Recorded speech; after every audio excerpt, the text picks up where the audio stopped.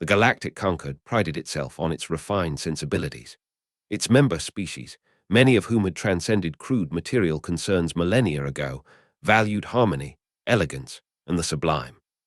Art, for the Concord, was a reflection of the universe's underlying mathematical beauty, complex symphonies played on exotic energy instruments, sculptures woven from solidified light, poetry that resonated with the very fabric of spacetime. Humanity, a relatively new addition to the galactic scene, was viewed with a sort of amused condescension. Their technology was clunky, their politics chaotic, and their art, well, their art was baffling. It was loud, often dissonant, full of raw, jarring emotions that the Concord found uncomfortably primitive. From their perspective, human artistic endeavors were akin to toddlers banging enthusiastically on pots and pans, occasionally producing an interesting rhythm by accident, but mostly just noise. They were cosmic children, earnest but unsophisticated. Junior archivist Threll of the Visari, a species known for their patient cataloguing of galactic cultures, was having a particularly tedious shift. His tendrils drooped slightly as he sifted through yet another data packet of human cultural exports. Today's category: early 21st century Earth music, subgenre, extreme metal.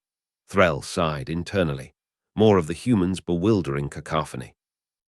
Meanwhile, far across the galaxy, in the largely unexplored Whispering Nebula, something ancient and terrible was stirring. Designated Celestial Anomaly 734 by Concord deep space probes, it was a vast, non-corporeal entity that had lain dormant for eons. Now it was slowly awakening, and its resonant frequency was not harmonious. It was a psychic scream that vibrated through the interstellar medium, causing widespread technological malfunctions, intense psychological distress in sentient beings, and a creeping sense of cosmic dread.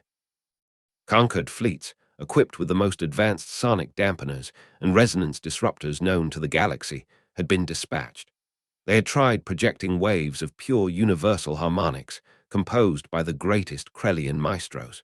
They had attempted to counter its frequency with precisely modulated null fields. Nothing worked. The anomaly only grew more agitated, its destructive aura expanding. Panic was beginning to ripple through the Concord. Back in his quiet archive station, Threll, seeking some distraction from the increasingly dire news reports about Anomaly 734, idly clicked on a file. The human label read, "Cannibal Corpse, Hammer Smashed Face." He activated the audio playback, bracing himself. What erupted from his speakers was, even by human extreme metal standards, an assault. A wall of distorted guitars, blast-beat drumming that sounded like a hyper-caffeinated demolition crew, and guttural vocals that seemed to claw their way out of some primal abyss. It was, to Threll's refined Visari senses, utterly appalling. Chaotic, brutal, devoid of any discernible melody or harmony. Just pure, unadulterated aggression. Ordinarily, Threll would have deactivated it immediately. But today, something made him pause. The newsfeed was scrolling updates on Anomaly 734, another conquered vessel lost, its crew driven mad by the entity's psychic emanations. The refined, logical approaches had all failed. A strange thought, almost a desperate whim, sparked in Threll's multifaceted brain.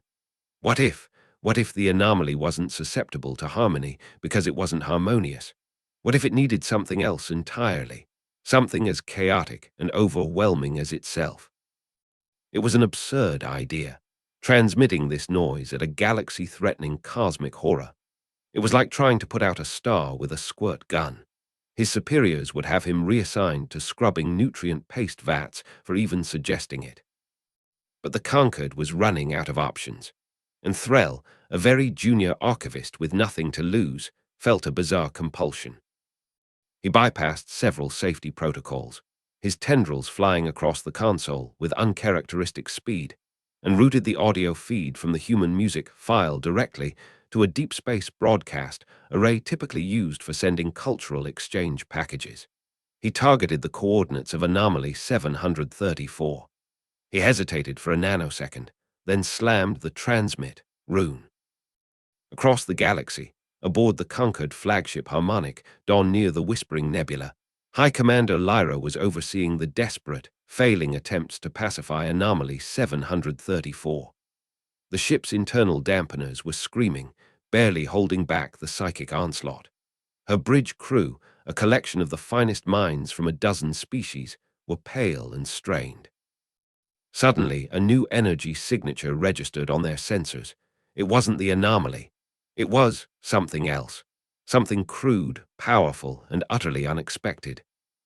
"Commander," a sensor technician stammered, his usually placid features contorted in confusion, "we're detecting a broadband audio transmission. Origin, Galactic Archives sector. It's human music." Lyra stared. Human music, here, now. Is this some kind of grotesque joke? Then they all felt it. The psychic pressure from Anomaly 734 changed. It didn't lessen, not at first. Instead, it seemed to stutter. The relentless, mind-rending scream that had been building for weeks faltered, as if confused. On the main view screen, the swirling, malevolent energies of the anomaly, which had been expanding, began to visibly roil and contract. The music, if one could call it that, was now blaring through the Concord ship's external sensors, unfiltered. The sheer, unbridled sonic violence of it was astounding. The blast beats felt like cosmic hammers, the distorted guitars like supernovas of noise, the guttural vocals like the roars of primordial beasts. And Anomaly 734 reacted. It wasn't calmed. It wasn't soothed. It seemed affronted. The complex, terrifying patterns of its energy field buckled and warped, not in aggression, but in what could only be described as pained recoil. The entity, which had shrugged off the most sophisticated sonic weaponry the Concord could muster, seemed to be physically battered by the sheer, unrelenting, structureless aggression of the human death metal. It was like watching a guard flinch. "Commander," the technician gasped, his eyes wide. "The anomaly, it's retreating. Its energy signature is diminishing. It's falling back into dormancy." And it was. The vast, swirling horror began to condense, to shrink, its malevolent glow dimming, until finally, with a last, shuddering ripple, it vanished back into the depths of the nebula, leaving behind only a stunned silence. Aboard the Harmonic Dawn, and indeed on every Concord ship in the vicinity, there was a moment of profound, disbelieving quiet. Then, slowly, cautiously, internal systems reported the psychic pressure had completely vanished. The threat was gone. High Commander Lyra sank back into her command chair, her mind struggling to process what had just happened. The greatest artistic and scientific minds of the Concord had failed. And then, a piece of primitive, barbaric noise from a fledgling species, broadcast by a junior archivist on a whim, had succeeded. Back at the archive station, Threll watched the official Concord channel confirm the anomaly's retreat. He felt a strange mixture of elation and utter terror at what he had just done. He had, quite possibly, saved a significant portion of the galaxy with a recording he'd considered auditory torture just minutes before.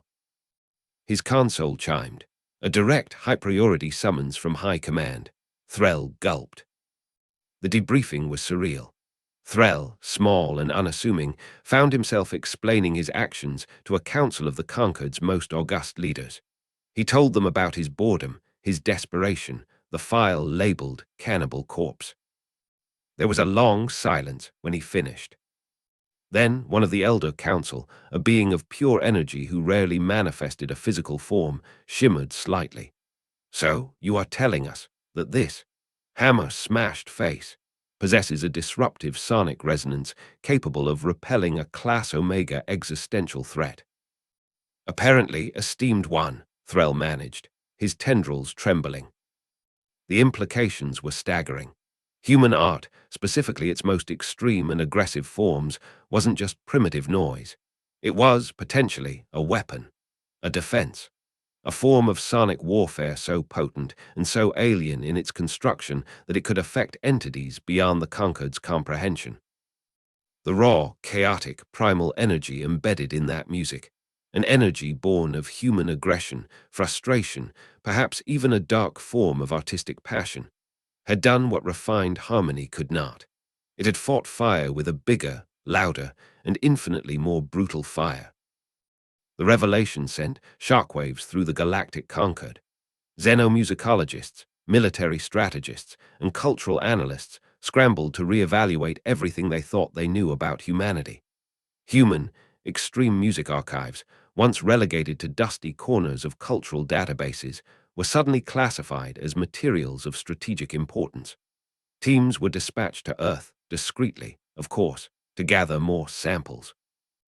There was a sudden, intense interest in genres like grindcore, black metal, and industrial noise.